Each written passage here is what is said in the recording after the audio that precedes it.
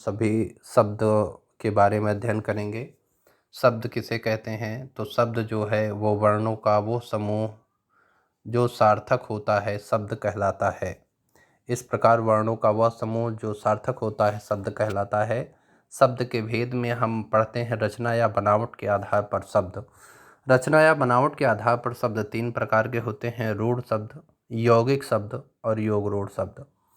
रूढ़ शब्द वो होते हैं जो वो वे शब्द जो किसी अन्य शब्दों के मेल से नहीं बने होते हैं, जिनका सार्थक खंड नहीं हो सकता है, यानी उन्हें खंडों में नहीं बांटा जा सकता। जैसे घर है, दूध है, इन्हें यदि खंड में बांट देंगे घा और रा, तो इसका अर्थ नष्ट हो जाएगा। इस प्रकार से घर जो है वो एक रूढ़ शब्द होता है।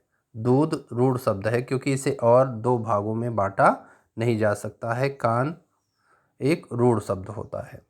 यौगिक जो है दो भिन्न सार्थक शब्दों के मेल से बना होता है। ये दो अलग अलग जो सार्थक शब्द होते हैं उनके मेल से बने हुए शब्दों को यौगिक शब्द कहते हैं।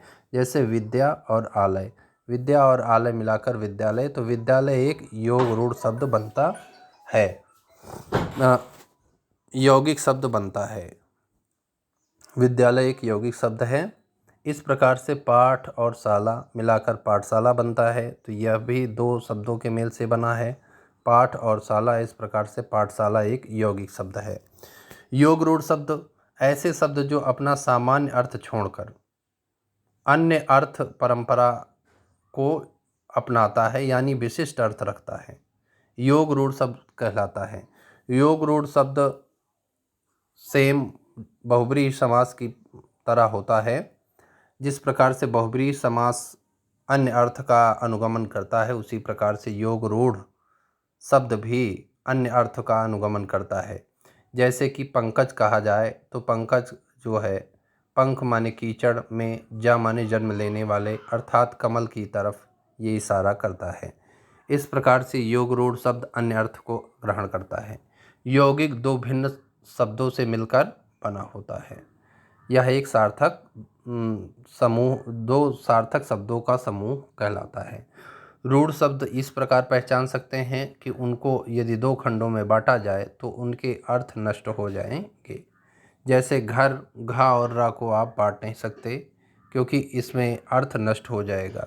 इस प्रकार से रूढ़ शब्द को दो भागों में बांटने पर अर्थ नष्ट हो जाते हैं। यौगिक दो भिन्न सार्थक शब्दों से बने होते हैं, इस प्रकार जाना जा सकता है। और योग रूढ़ शब्द वो होते हैं जिनका अन्य अर्थ निकाला जाता है, विशिष्ट अर्थ निकाला जाता है। अब आगे चलते हैं, देखते हैं उत्पत्ति के आधार पर शब्द। उत्पत्ति के आधार पर शब्दों के जो भेद हैं उसमें हम तत्सम पढ़ते हैं, तद्भव पढ़ते हैं, देशज पढ़ते हैं, विदेशी पढ़ते हैं और संकर शब्द पढ़ते हैं। तत्सम शब्द वे होते हैं जो संस्कृत के वे शब्द जो बिना परिवर्तन के हूबहू हिंदी में अपनाए जाते हैं, तत्सम शब्द कहलाते हैं।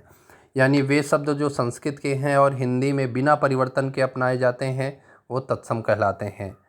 जैसे अक्षर है, मृत्यु है, वर्षा है, विद्या है, नासिका है, हस्त है, चणक है, ये सभी तत्सम शब्द कहलाते हैं।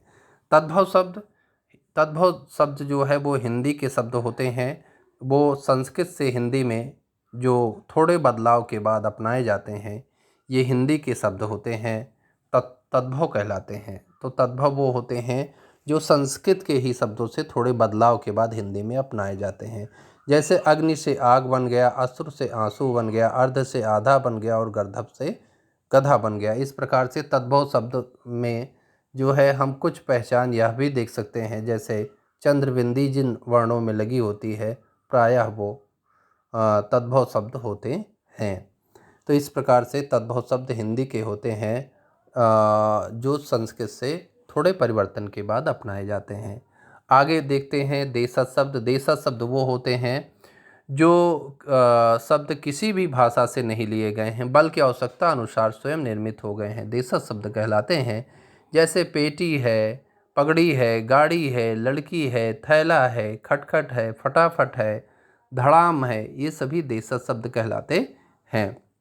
आगे संकर शब्द समझते हैं। संकर शब्द वो शब्द होते हैं जो दो भिन्न भाषाओं से मिलकर बने होते हैं, यानी दो अलग अलग भाषाओं से मिलकर बने होते हैं, संकर शब्द कहलाते हैं। जैसे बम वर्षा, बम एक डच भाषा का शब्द है, बम डच भाषा का शब्द है और वर्षा हिंदी भाषा का शब्द है।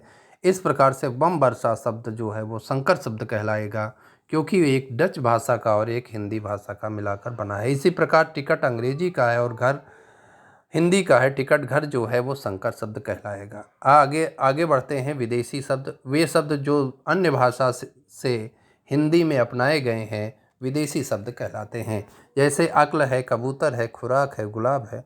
कुछ विदेशी शब्दों को हम जानेंगे। अंग्रेजी के कुछ विदेशी शब्द जो हिंदी में अपनाए जाते हैं, जैसे mobile, metro, car, train, shirt, cab, bag, school और बैज, ये अंग्रेजी के शब्द हैं और हिंदी में हूबहू अपनाए जाते हैं, इसलिए इसे विदेशी शब्द कहते हैं। अरबी भाषा के कुछ शब्द जो हिंदी में अपनाए जाते हैं विदेशी शब्द कहलाते हैं, जैसे अखबार, अदालत, इंसाफ, इनाम, औरत, कसम और तारीख। इस प्रकार फारसी के भी बहुत सारे शब्द जो हिंदी में अपनाए जाते हैं, प्रयोग में लाए जाते हैं। आदमी, आमदनी, खरीद, खराब, गुलाब, चिराग, चेहरा, ये सभी फारसी के शब्द हैं। आगे बढ़ते हैं और देखते हैं आगे शब्दों की इस श्रृंखला को। विकार के आधार पर शब्द के भेद। विकार के आधार पर शब्द दो प्रकार के होते हैं। पहला है विकारी शब्द, यानी जिनमें बदलाव होता है। वे शब्द जो लिंग, काल, पुरुष, वचन के अनुसार बदलते हैं विकारी शब्द कहलाते हैं। जैसे हमने एक शब्द लिया कुत्ता, कुत्ता देखिए, इसमें कुत्ता में बदलाव होता है। यदि कुत्ता जो है बहुत ज़्यादा हैं तो बहुवचन में कुत्ते हो जाता है। कुत्तों को रोटी खिला दो, तो कुत्तों जो बदलाव हुआ है ये विकार कहलाता है। मैं से मुझे, मेरा, ये सभी मैं शब्द भी विकारी शब्द है। इस प्रकार से ये जिनमें लिंग, काल, पुरुष, वचन के अनुसार जिन शब्दों में बदलाव होता है विकारी शब्द कहलाता है। अविकारी शब्द वे शब्द होते हैं जिनमें लिंग, काल, पुरुष, वचन के अनुसार बदलाव नहीं होता है। जैसे यहाँ, किंतु, नित्य, और, हे, अरे, ये सभी लिंग, काल, पुरुष, वचन के अनुसार नहीं बदलते हैं, अविकारी शब्द हैं। इसी प्रकार से हम पढ़ेंगे अर्थ के आधार पर शब्द के भेद। तो अर्थ के आधार पर शब्द के भेद हम महत्वपूर्ण, ये भी वेरी मोस्ट इम्पॉर्टेंट है कि अर्थ के आधार पर शब्द कितने भागों में बांटा गया है। पर्यायवाची, विलोम, अनेकार्थी, वाक्यांश के लिए एक शब्द, एकार्थी और समानाभास शब्द युग्म। इस प्रकार से ये अर्थ के आधार पर शब्द के भेद होते हैं। पर्यायवाची किसे कहते हैं? जो एक ही शब्द के भिन्न अर्थ अलग अलग, एक ही शब्द जो अन्य नामों से जाना जाता है पर्यायवाची कहलाता है। विलोम उल्टा अर्थ देने वाला विलोम कहलाता है। अनेकार्थी जब एक ही शब्द के कई अर्थ निकलते हैं अनेक अर्थी कहलाता है। वाक्यांश के लिए एक शब्द, एक बड़े शब्द को जब एक बड़े वाक्य को जब हम एक शब्दों में समेटते हैं तो वो वाक्यांश के लिए एक शब्द कहलाता है। एकार्थी शब्द जिसका एक ही अर्थ निकलता है एकार्थी शब्द कहलाता है। और समानाभास शब्द युग्म वो शब्द जो एक जैसे दिखाई देते हैं लेकिन उनके अर्थ अलग अलग होते हैं। जैसे अभी पढ़ा गया है, अंश और अंश सुनने में एक जैसे हैं लेकिन इनके अर्थ अलग अलग हैं, ऐसे समानाभास शब्द युग्म कहलाते हैं। ये आपका जो है शब्द के भेदों में हम लोग पढ़ चुके हैं। उत्पत्ति, रचना के आधार पर शब्द, रूढ़, यौगिक और योग रूढ़, रूढ़, यौगिक और योग रूढ़। और इस प्रकार से हम उत्पत्ति के आधार पर पढ़ चुके हैं तद्भव, तत्सम और तद्भव, तत्सम तथा देशज शब्द।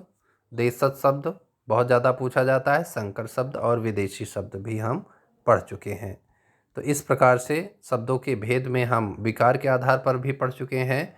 विकार के आधार पर शब्द में विकारी और अविकारी शब्द पढ़ चुके हैं तथा अर्थ के आधार पर शब्दों के प्रकार में पर्यायवाची, विलोम, अनेकार्थी, वाक्यांश के लिए एक शब्द, एकार्थी, समानाभास शब्द युग्म